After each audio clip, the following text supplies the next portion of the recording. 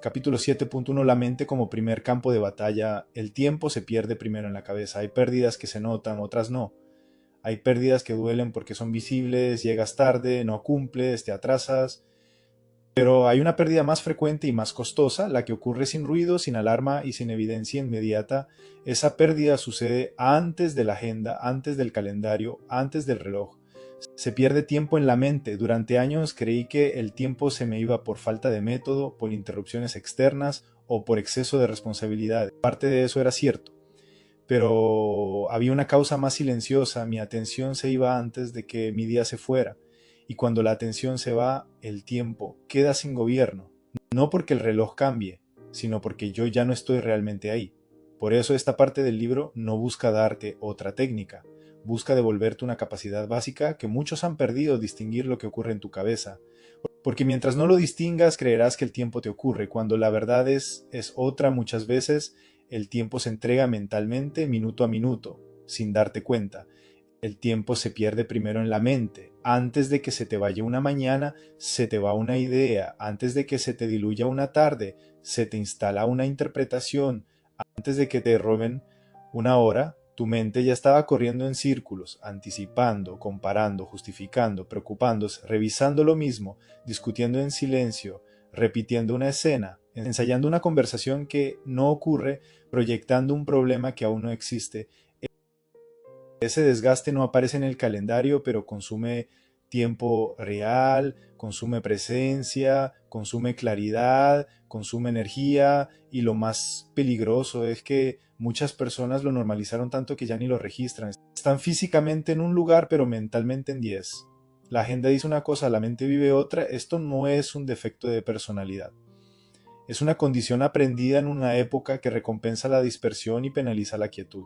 Ya hablamos del ruido y de la captura de atención. Aquí solo lo señalo. El punto no es que existan estímulos, el punto es que sin entrenamiento interior la mente se vuelve un espacio ocupado por cualquier cosa que entre primero. La escritura lo dijo con un nivel de precisión que hoy suena casi neurocientífico. No os conforméis a este siglo, sino transformaos por medio de la renovación de vuestro entendimiento. La transformación no comienza en la agenda, comienza en el entendimiento. Lo que no se renueva en la mente se repite en la vida, y lo que se repite se vuelve destino. Aquí una pregunta que no es filosófica, es práctica.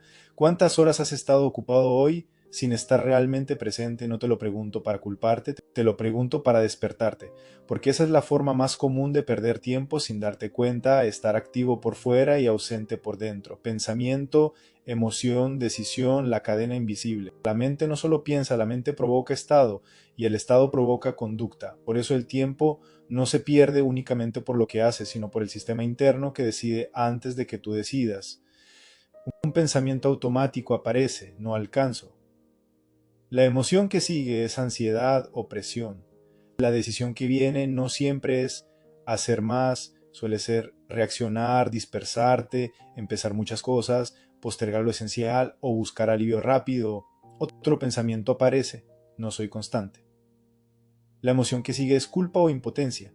La decisión que viene suele ser evitar, posponer, abandonar, negociar contigo, dejar para cuando me sienta mejor. Otro pensamiento aparece: luego lo hago. La emoción que lo sostiene puede ser alivio momentáneo. La decisión es clara: no enfrentar la incomodidad hoy. El problema es que lo que hoy se evita, mañana crece. Lo que parece falta de tiempo muchas veces es esto: una cadena interna que se activa sola.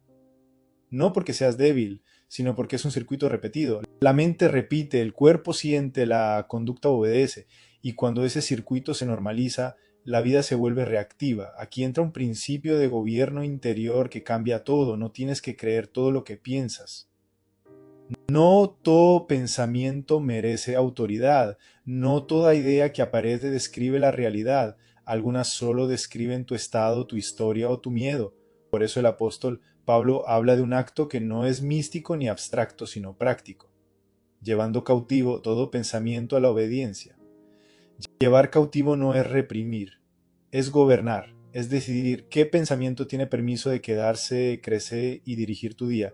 Cuando no haces esto, el pensamiento gobierna, y cuando el pensamiento gobierna, el tiempo se va detrás de él. Aquí conviene separar con honestidad dos cosas que se confunden a diario: opinión interna y realidad. Tu mente puede opinar. Hoy no se puede, pero la realidad puede ser, sí se puede, en pequeño. Tu mente puede opinar, si no lo hago perfecto no sirve, pero la realidad puede ser, si no lo haces no existe. Tu mente puede opinar, estoy demasiado cansado para avanzar, pero la realidad puede ser, estás lo suficientemente cansado como para elegir lo esencial y soltar lo innecesario. Cuando no distingues opinión de evidencia, la mente se vuelve juez, fiscal y verdugo, y el tiempo termina pagando la sentencia. Automatismos cuando la mente decide por ti. Hay días en los que no te gobierna el reloj, te gobiernan los automatismos. Y lo más preocupante de un automatismo es que se siente normal. No se vive como decisión, sino como así soy o así es la vida. Los automatismos no siempre son pensamientos claros, a veces son impulsos, una inquietud vaga, una necesidad de revisar algo, un deseo de escapar de una tarea incómoda, un movimiento casi involuntario hacia el celular, un salto a otra actividad, un déjame hacer primero esto que nunca es lo importante, son microdecisiones que no se registran como decisiones y por eso son tan poderosas. En el trabajo, el ejemplo es cotidiano, abres el correo para una cosa, entras a responder un mensaje simple, aparece otro asunto, luego otro. Luego una sensación de urgencia, tu mente empieza a anticipar consecuencias, te tensas, te dispersas. Cuando miras el reloj han pasado 40 minutos, no hubo avance real, solo reactividad. No perdiste el tiempo en el correo, lo perdiste en la mente que aceptó el estado de urgencia como gobierno. En la familia ocurre de forma más dolorosa, estás en casa, estás sentado en la mesa, estás presente físicamente, pero mentalmente sigues en otra parte. Piensas en pendientes, en presión, en asuntos no resueltos, tu tiempo está ahí, pero tu atención no, y sin atención no hay encuentro. La relación recibe restos, no por falta de amor, sino por automatismo mental. En la fe, la mente saturada no es solo una molestia, es un sabotaje silencioso. Intentas orar, pero la mente se dispersa. Intentas escuchar, pero aparecen pensamientos repetitivos. No es falta de deseo, es falta de entrenamiento. Por eso Marco registra algo que parece simple, pero revela gobierno. Levantándose muy de mañana, siendo aún muy oscuro, salió y se fue a un lugar desierto, y allí oraba. Jesús no solo tenía prioridades, protegía condiciones internas. No era reactividad, era diseño espiritual de enfoque. Y en la salud, uno de los automatismos más comunes se disfraza de planificación, empiezo el lunes. Esa frase no habla del lunes, habla de identidad.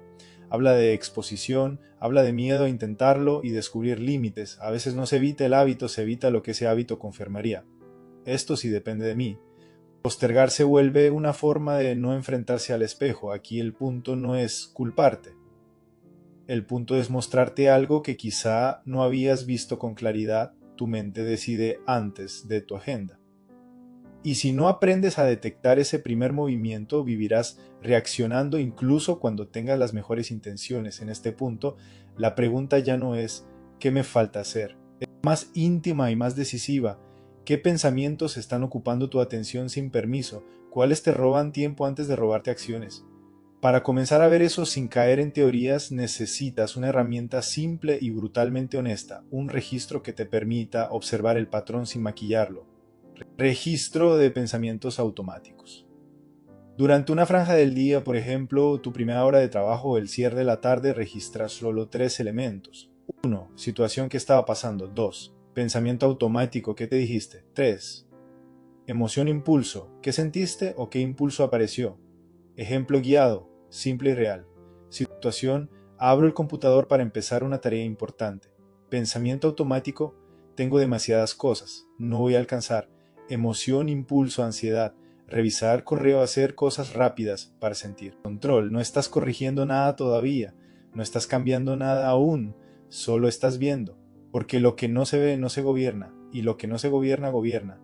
Si no distingues lo que pasa en tu cabeza, creerás que el tiempo te pasa por encima. Pero cuando empiezas a observar tus automatismos, algo cambia, ya no eres un espectador pasivo. Empiezas a recuperar un margen de elección. Y entonces nace la siguiente pregunta, inevitable y más exigente. Si el pensamiento es el primer lugar donde se pierde la atención, ¿cómo se interrumpe el patrón sin vivir en guerra contigo mismo? interrupción consciente de patrones y recuperación de presencia. Llegar a este punto cambia la conversación interior. Ya no se trata solo de ver que el tiempo se pierde primero en la mente, ahora aparece una pregunta más exigente. ¿Qué haces cuando te das cuenta? La conciencia sin interrupción se vuelve frustración. La interrupción sin conciencia se vuelve represión. El gobierno interior comienza cuando aprendes a detener el automatismo sin pelear contigo y a recuperar presencia sin necesidad de épica emocional. Aquí se juega una madurez clave. No eliminar pensamientos, sino discernirlos.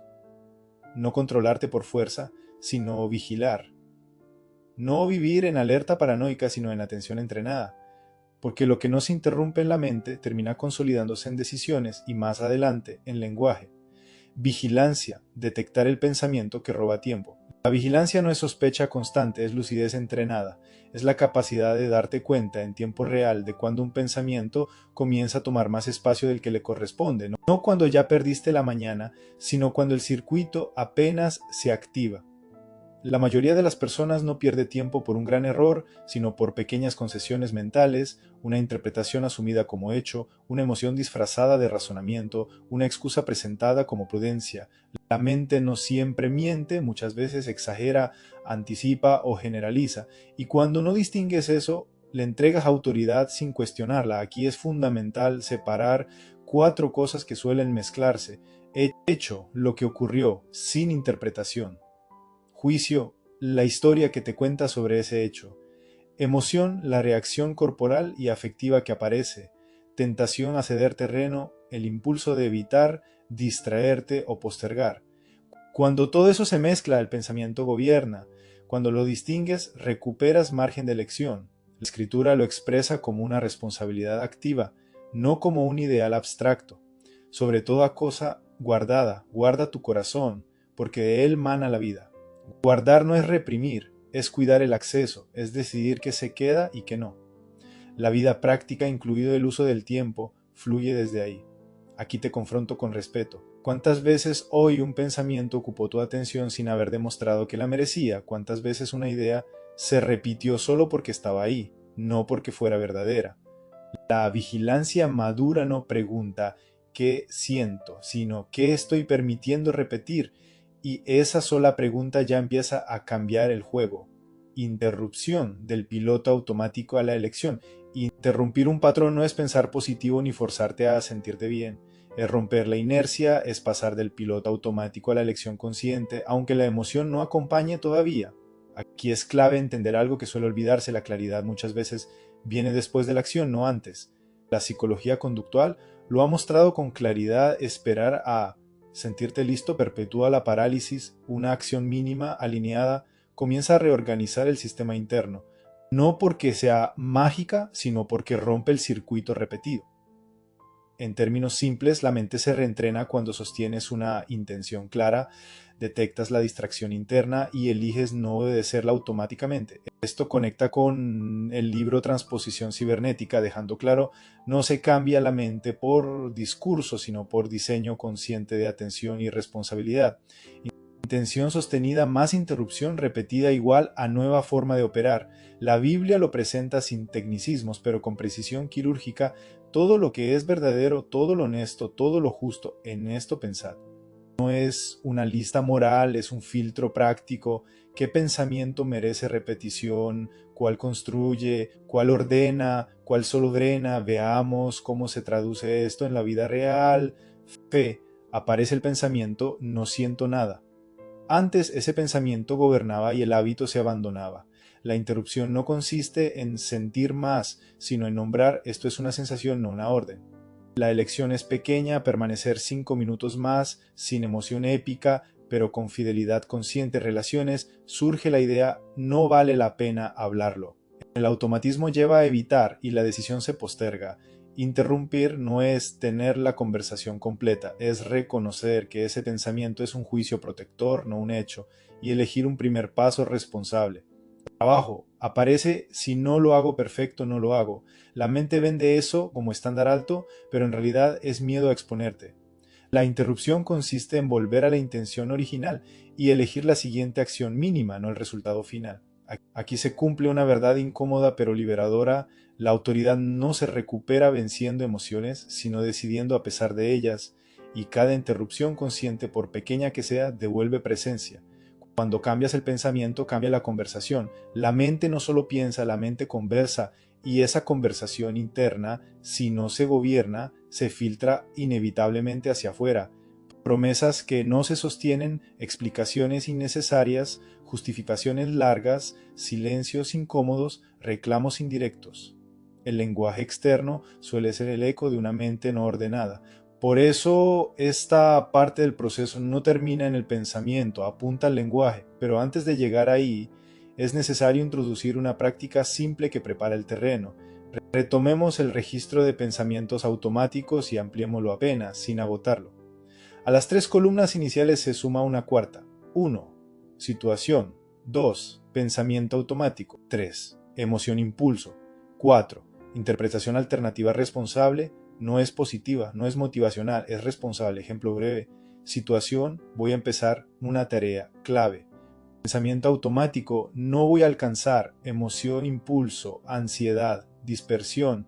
Interpretación alternativa responsable: no necesito alcanzar todo, necesito empezar por el siguiente paso.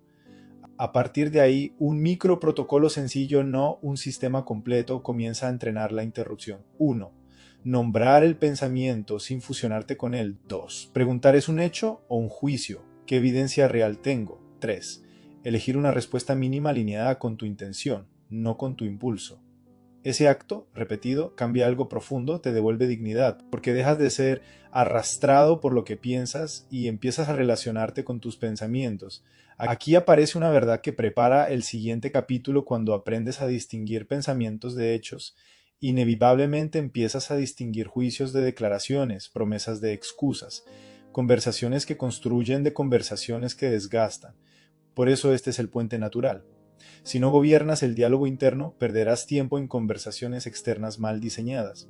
Si no distingues hechos de juicios en tu mente, te enredarás en compromisos confusos, reclamos implícitos, acuerdos frágiles. Y la mente es el primer campo de batalla. El lenguaje es el campo donde esa batalla se hace visible. Y ahí es donde continuamos el camino, en el lugar donde las decisiones se sostienen o se traicionan con palabras.